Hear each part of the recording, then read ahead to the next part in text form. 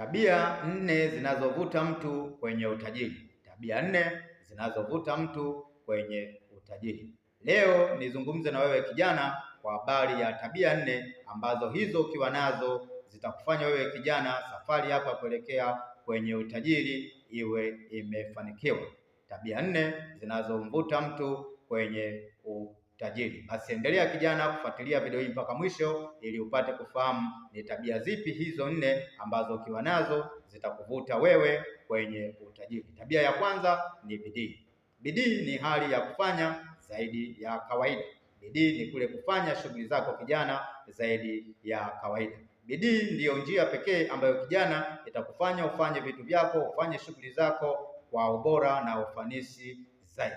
Pasipo bidii utafanya vitu kwa mazoea. Tabia ya pili ambayo inaweza kukuvuta kijana kuelekea kwenye utajiri ni kuwa na chanzo zaidi ya kimoja. Kuwa na vyanzo vingine vya kipato mbali na ulichonacho sasa hurahisisha safari yako ya kuelekea kwenye utajiri. Tabia ya tatu ambayo kijana inaweza kukuvuta kwenye utajiri ni tabia ya kuweka akiba. Kijana, anza kuwa na tabia ya kuweka akiba. Na akiba ni kule kuanza kuweka kabla ya matumizi. Tenga kitu kabla ya matumizi. Tabia ya 4 ni hali ya kujifunza kuhusu fedha. Pata elimu kila itwapo leo kijana kuhusu pesa. Elimu ndio njia pekee itakayokupelekea wewe kijana kwenye utajiri. Asante kwa kuwa unaendelea kujifunza na unaendelea kutufuatilia upate kujifunza na kukua hatua kwa hatua kwa ajili ya wewe kijana kwenye safari yako ya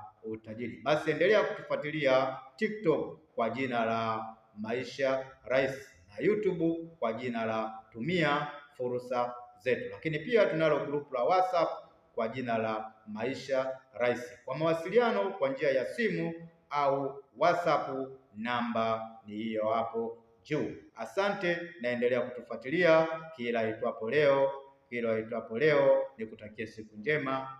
Bye.